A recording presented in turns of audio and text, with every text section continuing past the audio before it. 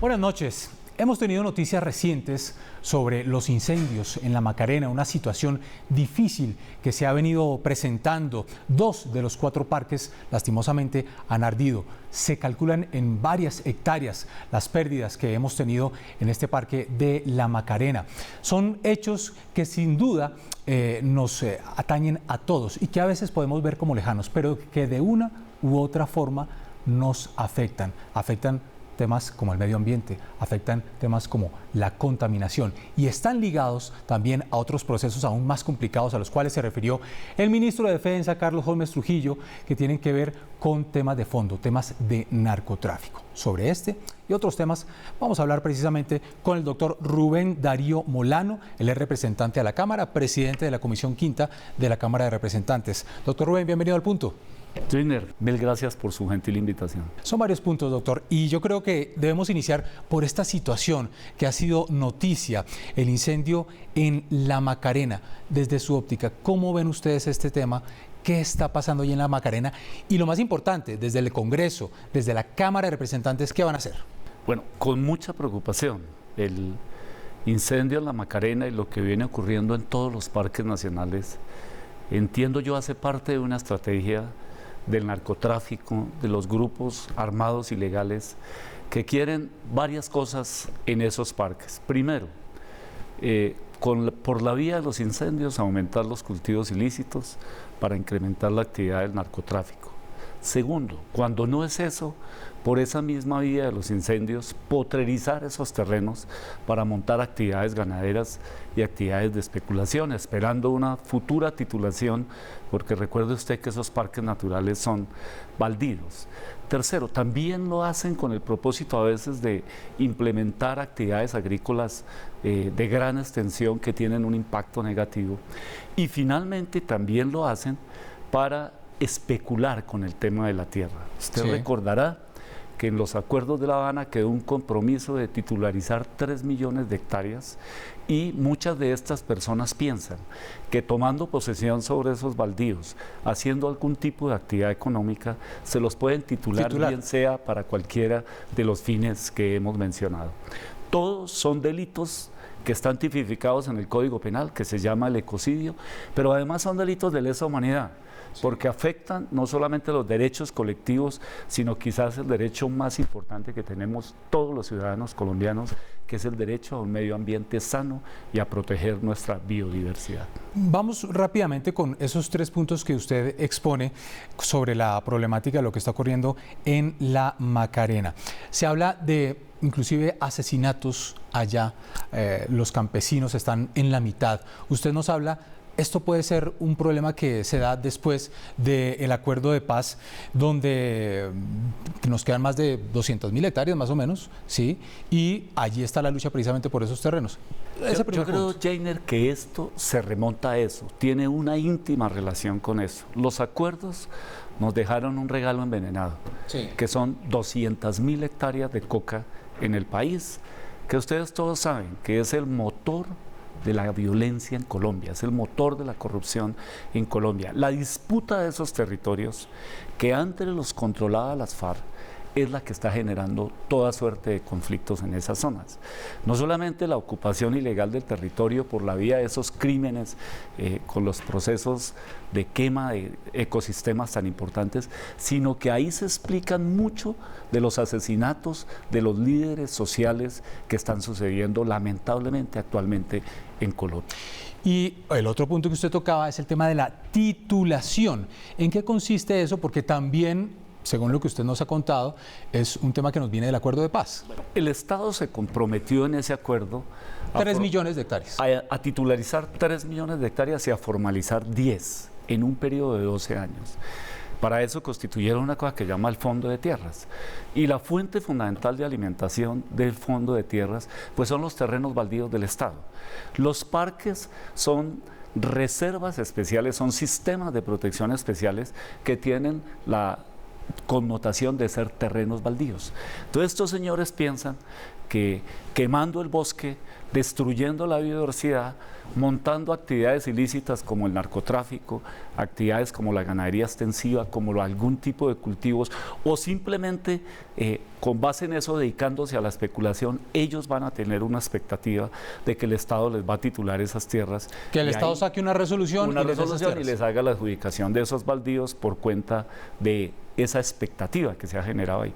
Yo creo que eso no va a suceder, pero es muy grave, digamos, que estas personas estén pensando de esa manera. Pero más allá de eso, ahí también está una buena parte de la explicación de los asesinatos de líderes sociales. Ese es el tercer punto. Ese es el tercer punto que hay ahí, y me parece que ahí sí debería profundizarse mucho, porque uno ve mucho en los medios un reclamo permanente, como tratando de insinuar que hay ciertos sectores del establecimiento vinculados al asesinato de los líderes sociales, cuando en realidad, de verdad, la fuente principal de toda esa masacre que condenamos, por supuesto, enérgicamente, viene de esos conflictos que hay por el control territorial de esos territorios que, si es para narcotráfico, pues lo que tienen son vías de salida y rutas de salida del narcotráfico, y que resultan de la mayor importancia para el control de esos grupos dedicados a ese tipo de criminalidad. O sea que ustedes insisten en que el fondo de este tema, problemática en la Macarena, pero además con la noticia que se ha venido dando lastimosamente a lo largo del año con el asesinato de líderes sociales, tiene que ver con narcotráfico. Tiene que ver. Si usted mira la situación de violencia del país, usted lo que encuentra son disputas entre esos grupos ahora, las disidencias de las FARC, el Ejército de Liberación Nacional, los rastrojos, los urabeños, toda suerte de grupos que se han dedicado a construir ejércitos privados para ejercer control territorial, para proteger un negocio que les produce muchísimo dinero. Ahora, doctor Rubén Darío, siempre hablamos del narcotráfico, pero hay un factor que empieza a cobrar lastimosamente mucha importancia, y es la minería ilegal, que también empieza a surgir lastimosamente, y algunos dicen empieza a tener más poder que el narcotráfico a veces. En menor proporción desde el punto de vista de la extensión territorial, pero muchas veces, como usted lo señala, con un mayor significado económico. ¿Por qué razón? Porque hoy un kilo de oro vale mucho más plata que un kilo de cocaína. Explíquenos eso. Miren el mercado del oro en el comercio internacional. Hoy es posible encontrar un kilo de oro a más de $3.000 la libra, el kilo, perdón.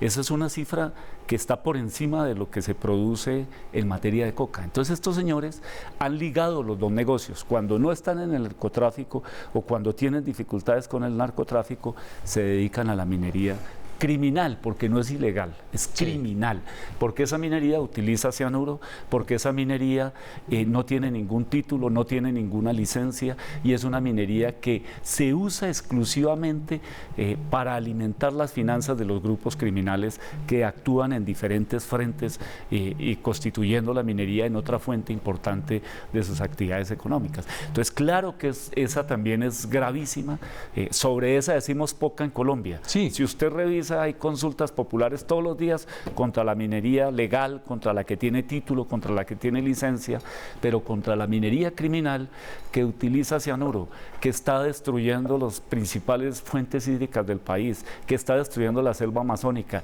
que amenaza la salud de todas las tribus originarias de esa zona y la salud de todos los colombianos, porque hoy buena parte del pescado que se captura ya viene contaminado de cianuro. Contra esa decimos poco, contra esas hablamos poco. Usted es presidente de la Comisión Quinta, que se encarga de temas mineros, de temas agrícolas. Con esta problemática, ¿qué van a hacer desde la Cámara? Bueno, nosotros tenemos un reto enorme. El país es un país biodiverso, con unos ecosistemas estratégicos muy importantes en todo lado. Nosotros hemos podido avanzar en algunas cosas. Por ejemplo, a propósito de los temas de hidrocarburos y minería sobre los páramos, nosotros expedimos una ley que reglamentaba la sentencia de la Corte 035 que prohibió esas actividades en los páramos. ¿Por qué razón? Porque los páramos son unos ecosistemas que escasean en el mundo. Solo 2 países tienen ese tipo de ecosistemas, que es donde nace el agua, son las fábricas del agua. Y uno de esos países justamente es Colombia, que tiene 3.1 millones de hectáreas en páramo. Entonces nosotros hicimos una ley para buscar transiciones, porque hoy sobre los páramos hay habitantes buenos, hoy hay agricultores, hoy hay ganaderos pequeños. Hicimos una ley para buscar la transición, para buscar recursos para su protección. Hemos hecho todo lo posible. Hemos ayudado al gobierno, lo hemos apoyado en sus iniciativas. El gobierno está desarrollando un plan que se llama el Plan Artemisa. Ya constituyó una unidad especial militar contra los delitos ambientales y estamos apoyándolo en todas las actividades. Vamos a reglamentar cada día más las actividades mineras. Acabamos de ver que la Agencia Nacional Minera estableció y puso en funcionamiento su catastro minero, que es un gran paso adelante, sí, donde hoy se puede hacer claramente en ese catastro usted puede consultar dónde puede hacer minería, dónde no puede, que es un avance enorme, que usted pueda decir, yo desde aquí desde Bogotá consulto este sistema y puedo saber si la zona donde yo pienso hacer actividad efectivamente está habilitada o es una zona de reserva o es una zona de protección y no lo puedo hacer. Ahí vamos caminando, pero no es una tarea fácil porque usted recordará de él que nosotros tenemos un problema de presencia del Estado en el territorio, que no hemos podido resolver hace muchísimos años y todavía tenemos más territorio que Estado. Y ese es el reto. Tenemos que ir resolviéndolo poco a poco, poniéndole un poco más de recursos, poniéndole un poco más de actividad, no solamente del Ejecutivo, sino del Legislativo, sino del Poder Ejecutivo, que además de la llegada con la fuerza pública, tiene que crear programas de desarrollo social para esa zona. Sí, cuando registramos la noticia en Red Más sobre este incendio en la Macarena, hablábamos con la directora de Parques Nacionales y ella nos decía, ustedes no se imaginan las consecuencias que puede llegar a tener un incendio como esto, no solamente en la región, sino usted que está en Bogotá se ve afectado, usted que está en otro punto del país se ve afectado.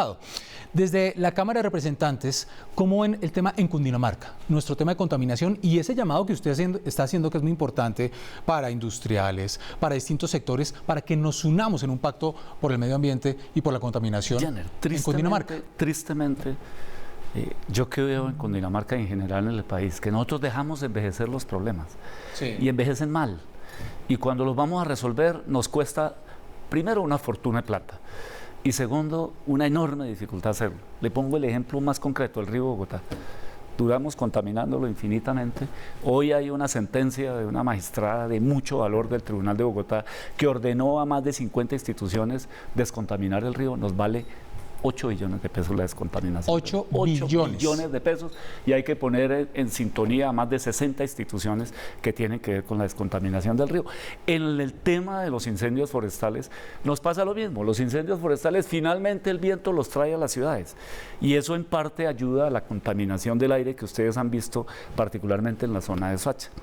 Si a eso le suma uno que no hay un control sobre las emisiones de la industria, un control adecuado, si a eso le suma que tenemos un enorme problema con un parque automotriz, particularmente de carga y de transporte público, envejecido totalmente, que no cumple con los estándares tecnológicos para el tema de emisiones, si a eso le suma usted que los ciudadanos mismos tenemos una pésima conducta en materia ambiental, no somos todavía conscientes ni responsables del cuidado y de la protección del medio ambiente y no hacemos todavía los temas de reciclajes adecuadamente, los temas de economía circular adecuadamente, pues vea usted que tenemos un problema grave que tenemos que resolverlo con algo que yo he dicho en la Cámara, con un gran pacto por la protección del medio ambiente y por la protección de la calidad del aire. ¿Y le han copiado, por ejemplo, el sector industrial? ¿Le copia? Sí, yo creo que sí, porque nosotros no queremos que esto se resuelva por la vía de las medidas coercitivas solamente. A nosotros parece bien el pico y placa ambiental, nos parece que llama la atención, que pone el tema en el centro del debate, pero es absolutamente insuficiente. Yo no le puedo decir al señor que tiene un camión de 30 años que no puede pasar sino una vez por Bogotá, porque eso implica que deja de comer él y su familia. Claro. Entonces yo tengo que crear y con ellos también ha tenido conversaciones con el camionero. Claro, nosotros tenemos que crearle un conjunto de posibilidades. Hombre, el tema de chatarrización, venga para acá, venga, le contamos cómo es eso, venga, le contamos qué opciones tiene. Usted también podría pasar ese vehículo a gas y tener menos emisiones y seguramente si está en gas se puede salvar del pico y placa ambiental. Podemos crear líneas de crédito para renovar el parque automotor, podemos hacer lo mismo con el sector industrial, pero podemos hacer algo de corto plazo ya. Nosotros hoy en la gasolina que nosotros usamos tenemos una mezcla con biodiesel y con etanol del 10%. Está comprobado científicamente que esa mezcla disminuye las emisiones de gases, efectos invernadero y de material particulado, que es el que hoy está afectando la calidad del aire en Cundinamarca. ¿Por Sí. qué no subimos la mezcla? Si está en el 10, llevamos muchos años esperando que la mezcla la llevemos al 20%. La meta original, Jenner, era que en el año 2020 la mezcla estaría en el 20% y hoy estamos en el 10%. Si queremos atacar eso ya en el corto plazo, démosle un espacio al biodiesel y al etanol y pongamos a funcionar una mezcla de mayor calidad que nos permita bajar las emisiones y vayamos paralelamente construyendo ese gran pacto con todos los sectores, con herramientas, con presencia, con acompañamiento. Y voluntad. Así es, para que Sí, todos voluntad. entendamos que ese es el camino para la sostenibilidad ambiental y para el futuro nuestro y el de las generaciones que vienen. Pues doctor Rubén Darío Molano, gracias por acompañarnos aquí en El Punto en Red Más Noticias. El mayor éxito en todas estas iniciativas que sin duda nos atañen a todos. Con Feliz mucho noche. gusto, Jenner. Mil gracias por su gentil invitación.